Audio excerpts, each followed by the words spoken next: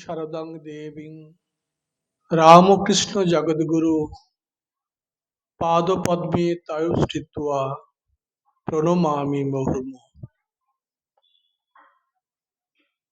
গত দুদিন ধরে হলদিয়ার এই পবিত্র স্থানে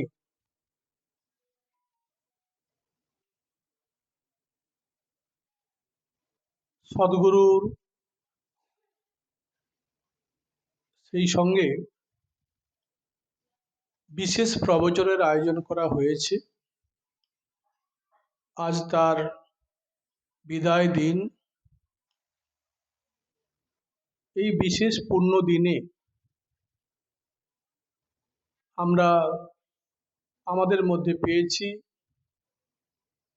ডক্টর স্বামী নির্মলানন্দ মহারাজ, অন্যান্য সাধু সন্তগণ, এই এলাকার ভক্তমণ্ডলী, শ্রোতামণ্ডলী প্রত্যেকে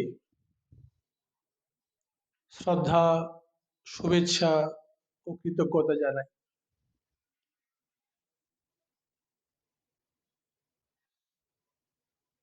জীবন অত্যন্ত পবিত্র হওয়া উচিত। পৃথিবীতে যত প্রাণী আমাদের সামনে এসেছে বা আসবে, তাদের মধ্যে মানুষ অত্যন্ত শ্রেষ্ঠ জীব। কারণ মানুষের মধ্যে দুটো বিশেষ গুণ আছে, একটি জীববৃত্তি আর একটি বুদ্ধিবৃত্তি। পৃথিবীতে এমন কোনো প্রাণী নেই যার বুদ্ধিবৃত্তি আছে। সেই জন্যই আমরা পৃথিবীতে শ্রেষ্ঠ প্রাণী হিসাবে চিহ্নিত। এই বুদ্ধিবৃত্তির জন্যই আমরা কোনটা ভালো, কোনটা মন্দ, কোনটা করা উচিত, কোনটা করা অনুচিত, কোনটা শুভ, কোনটা অশুভ, এটা আমরা জানতে পারি। সামাজিক বাতাবরণের মধ্য দিয়ে আমরা যারা এই সমাজে বসবাস করি,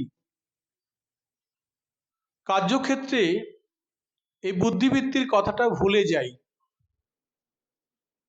সেই কারণেই ব্যবহারিক জীবনে চলার পথে ছন্দপতন ঘটে। সেই জন্য শ্রী শ্রী মা সারদা দেবী একটি বিশেষ বাণী আমাদের সামনে দিয়েছেন। সন্তোষের মতো ধন নেই,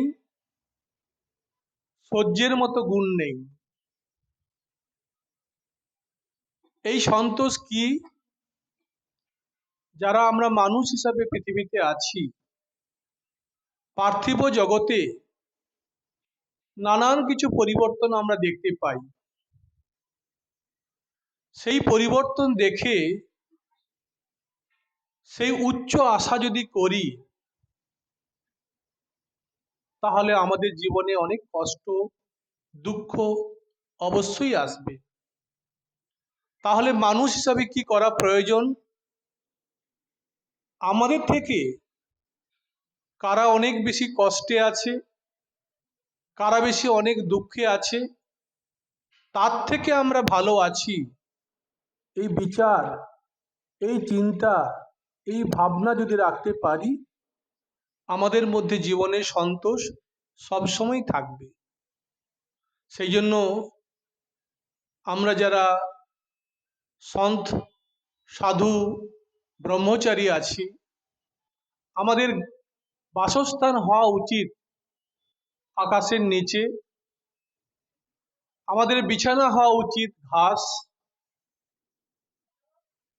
অনুরূপভাবে যারা গৃহস্থ জীবনযাপন করছেন সবসময় ভাববেন আমাদের উপরে আমাদের থেকে বেশি কাদের আছে সেই চিন্তা না করে আমাদের থেকে কষ্টে কারা আছে তার থেকে আমরা ভালো আছি এই চিন্তা এই ভাবনা যদি আমাদের থাকে তাহলে আমরা আনন্দে বাকি জীবনটা কাটাতে পারব।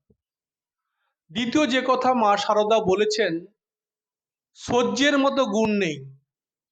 প্রাত্যহিক জীবনে বাঁচতে গেলে নানান ঘাত প্রতিঘাত সমস্যা দুঃখ কষ্ট প্রত্যেকটি মানুষের জীবনে আছে। যে ঋতু বৈচিত্র্যের মধ্যে আমরা থাকি, 6টা ঋতু আমাদের ভারতবর্ষে বিরাজ করে। একটা গ্রীষ্ম যাওয়ার পর পরের যে ঋতু আসে সেই ঋতু হয় কষ্টের অথবা আনন্দের। প্রকৃতি আমাদের শিক্ষা দিয়েছে ঋতু বৈচিত্র্যের মধ্য দিয়ে, ঠিক অনুরূপভাবে আমাদের ব্যবহারিক জীবনে সামাজিক জীবনে কার্যক্ষেত্রে আশ্রমিক জীবনে এবং বাড়িতে সবসময় একই রকম দিন একই রকম সময় একই রকম অবস্থা আমাদের থাকে না। সেই জন্য শ্রী শ্রী মা সারদা দেবী বলেছেন, সহ্য সহ্য সহ্য, যে সয় সে রয়। তো আমরা আজকের কয়েকদিন ধরে আমরা সাধু মহাত্মাদের যে প্রবচন শুনলাম, তাদের মুখনিসৃত বাণী আমরা শুনলাম। এই এলাকার আকাশ বাতাস মাটি অত্যন্ত পবিত্র। সেই জন্য মায়ের কাছে প্রার্থনা জানাই আমরা সবাই যেন আধ্যাত্মিক জীবনযাপনের মধ্য দিয়ে জীবন অতিবাহিত করতে পারি। এই প্রসঙ্গে বীর সন্ন্যাসী স্বামী বিবেকানন্দ খুব প্রাসঙ্গিক কথা একটি বলেছেন, আধ্যাত্মিকতা বলতে শুধু গঙ্গায় স্নান নয়, চন্দন লেপন নয়,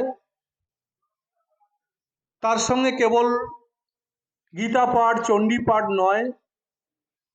আমরা ব্যবহারিক জীবনে সকালবেলা ঘুম থেকে ওঠা থেকে সন্ধেবেলা বিছানায় যাওয়া পর্যন্ত আমরা সৎ নিষ্ঠা এবং পবিত্রতার সহিত জীবনযাপন করতে পারি, এটাই হবে আমাদের আধ্যাত্মিক জীবনের বিশেষ প্রয়োগ। যারা ছাত্রছাত্রী আছে তাদের আধ্যাত্ম জীবন হবে সুন্দর করে জীবনযাপন করা, লেখাপড়া শেখা। যারা আমরা আশ্রমিক জীবনে আছি তারা আশ্রমিক জীবনের যে শিক্ষা যে অভ্যাস তাকে আমাদের সযত্নে পালন করা। যারা গৃহস্থ জীবনে আছেন তারা পারিবারিক শান্তি কি করে বিরাজ করা যায় সেটাকে সবসময় চেষ্টা করা। স্বামী বিবেকানন্দের যে আধ্যাত্মিক জীবন সেই জীবন যেন প্রত্যেকের মানুষের মধ্যে থাকে, এই প্রার্থনা জানিয়ে আয়োজক সংস্থাকে আমার আন্তরিক কৃতজ্ঞতা এবং গুরু মহারাজদের আমার প্রণাম জানিয়ে কথা শেষ করছি। নমস্কার। श्री सदगुरु महाराज की जय। अभी हम लोग कुछ